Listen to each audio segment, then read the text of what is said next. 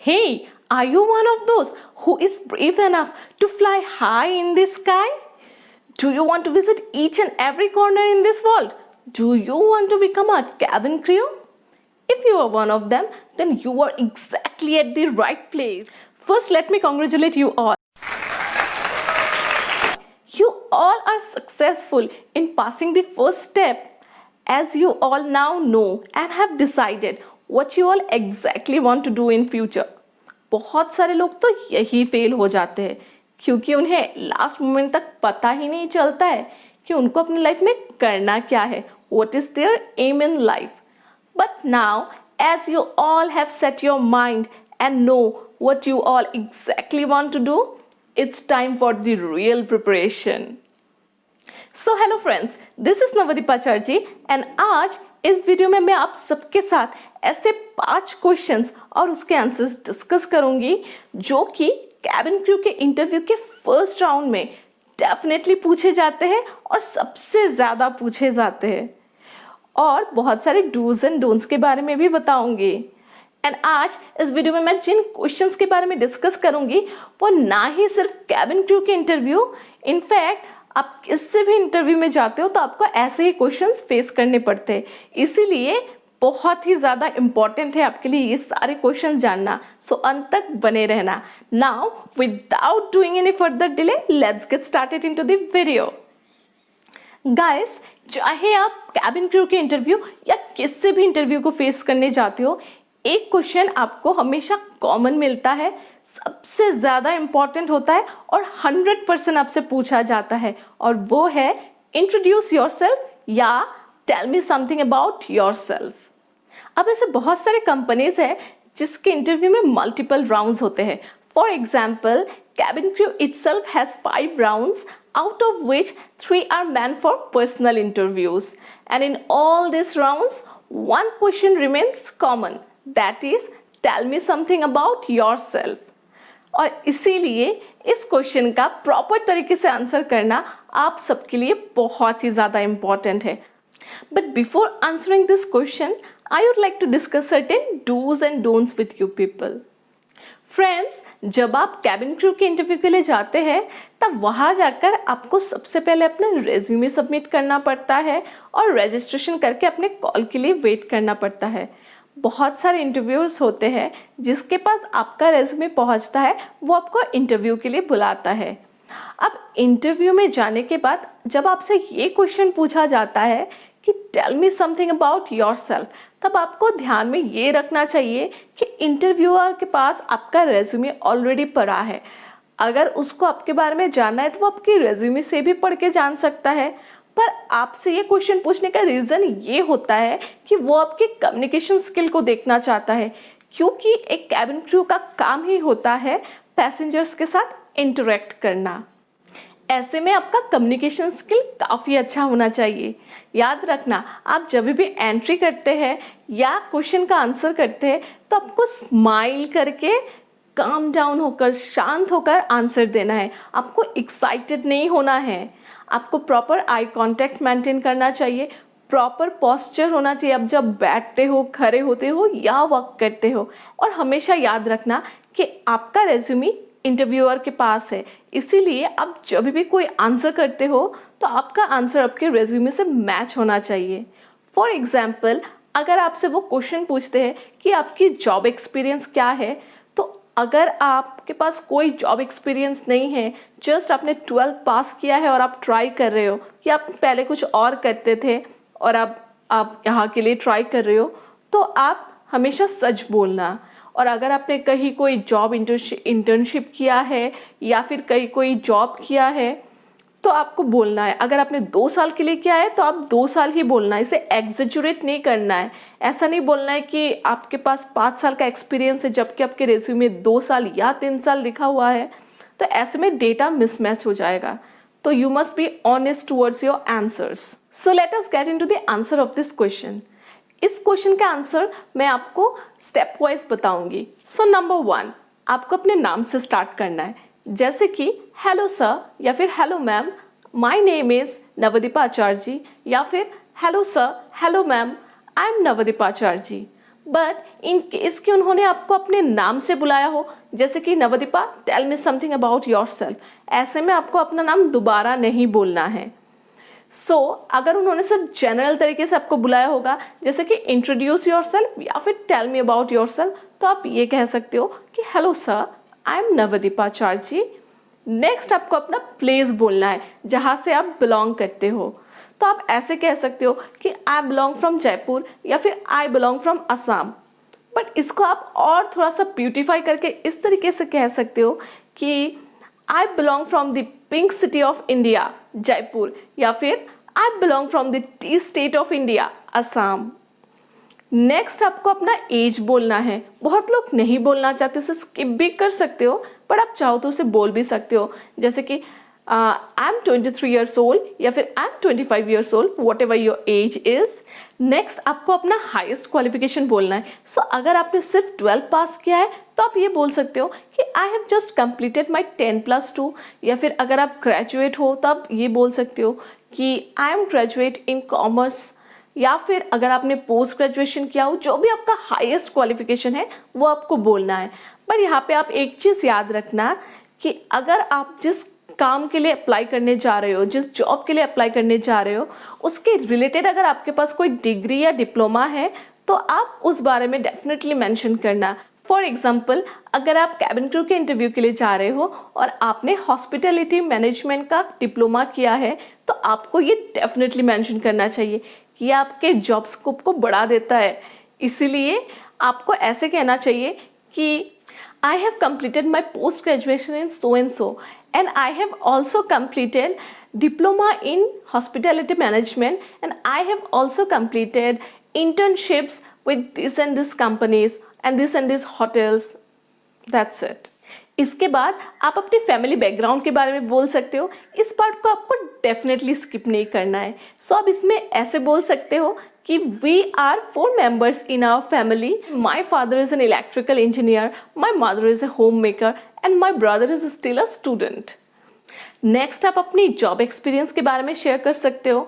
अगर आपने कहीं कोई जॉब किया है, आपकी कोई प्रीवियस एक्सपीरियंस है, तो आप उस बारे में बोल सकते हो। और अगर आपने नहीं किया है, अगर आप एक फ्रेशर हो, तो आपको इस पार्ट को स्किप करना है। नेक्स्ट आप अपनी हॉबीज़ के बारे में बोल सकते हो। अब हॉबीज़ तो बहुत सारी होती है लोगों की, तो आपको अपनी सारी हॉबीज़ के बारे में नहीं बोलना है। जैसे कि अगर आपको शॉपिंग करना पसंद है या खाना बनाना पसंद है, तो आपको इन सारी हॉबीज़ को इस जगह मेंशन नहीं करना है, क्योंकि it is of no use in this job. आपको सिर्फ वही हॉबीज़ बोलनी है जो इस जॉब के साथ रिलेटेड हो। जैसे कि अगर आपको अलग अलग लैंग्वेजेस सीखना पसंद है, अलग अलग कल्चर के बारे में जानना पसंद है, तो आप यहाँ वो मेंशन कर सकते हो। अगर आपके पास कोई अचीवमेंट्स है, जैसे कि अगर आपने कहीं कोई डिबेट कंपटीशन जीता होगा, तो आप यहाँ वो भी मेंशन कर सकते हो। और एट द लास्ट आपको अपनी स्ट्रेंथ्स के बारे में बोलना है। जैसे कि आप बोल सकते हो कि I have very good command over my this and this language, या फिर आप I am very good in communication skill, या फिर I am very fluent in this language. लेकिन हाँ, you must remember one thing, अगर आप बोल रहे हो कि you are very good in this, then you have to show it to them, proof मिलना चाहिए उनको। ऐसा नहीं है कि आप बड़े सोए हुए बहुत ही वीक तरीके से इंग्लिश बोल रहे हो, या फिर बहुत ही बुरी तरीके से आप बात कर रहे हो और आप कह रहे हो कि आपकी कम्युनिकेशन स्किल काफ़ी अच्छी है, तो वो पकड़ा जाएगा। ऐसा झूठ नहीं बोलना है। Now let's come to the next question. यहाँ मैं आपको 2 क्वेश्चंस बताऊंगी और दोनों के आंसर आपको एक ही देना है। क्वेश्चन नंबर 2 इज कि आपसे ये पूछा जाता है कि why do you want to become a cabin crew, या फिर नंबर 3 ये कह सकते हैं कि why do you want to join us. यानी कि आप जिस किसी भी एयरलाइंस में जा रहे हो, अगर आप स्पाइस जेट के लिए इंटरव्यू देने जा रहे हो, तो वो पूछ सकते हैं कि why do you want to join SpiceJet. ऐसे में आपको आंसर किस तरीके से देना है, मैं पहले आपको डोंट्स के बारे में बताऊंगी और फिर डूज के बारे में बताऊंगी। ऐसे में आपको ये नहीं बोलना है कि I belong from a very poor family and so I want to support my family, या फिर I think this is very comfortable to stay in 5-star hotel, या फिर I get chance to visit foreign, क्योंकि इससे ऐसा लगता है कि आप इस जॉब में इंटरेस्टेड नहीं हो। पर आप इसमें इसलिए आना चाहते हो क्योंकि इसमें अच्छे खासे पैसे मिलते हैं ताकि आप अपनी फैमिली को सपोर्ट कर सको, या फिर आपको बड़े बड़े होटल्स में ठहरने का मौका मिलता है, या फिर आपको फॉरेन विजिट करने का चांस मिलता है। आपको ये भी नहीं कहना है कि I am very much passionate about this job since my childhood, क्योंकि ये बहुत ही कॉमन साउंड करता है, हर कोई कहता है कि वो पैशनेट है। तो अब बात ये है कि आंसर कैसे करें। सो इसके डूज क्या है, लेट मी टेल यू। आप इस क्वेश्चन का आंसर कुछ इस तरीके से दे सकते हो कि उन्हें पता चल जाए कि आप इस जॉब के लिए कितना ज़्यादा पैशनेट हो, बट आप उसे ये डायरेक्टली मत कहना। सो इस क्वेश्चन का आंसर आप कुछ इस तरीके से कर सकते हो। आप ये कह सकते हो कि since my childhood, when I used to see the plane, I used to get very much curious, and when I get to know about the job of cabin crew, I have decided, I have set my mind that I want to become a cabin crew. I was simply waiting for my qualifications to get over. इस question का दूसरा मतलब ये भी निकलता है कि why should I select you?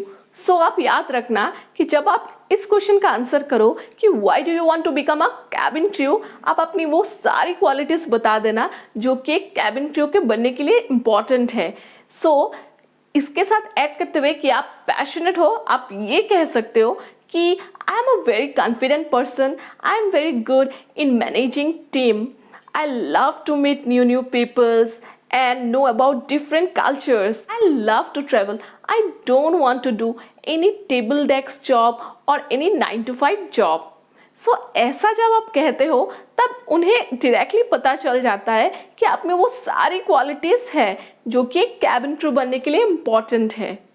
Question number 4 is, what is the job profile of a cabin crew, or what are the duties and responsibilities of a cabin crew? So it is very important कि आप जिस काम के लिए जा रहे हो, जिस जॉब के लिए जा रहे हो, उस जॉब की ड्यूटीज़ एंड रिस्पॉन्सिबिलिटीज़ के बारे में, उसके प्रोफाइल के बारे में आपको पता हो।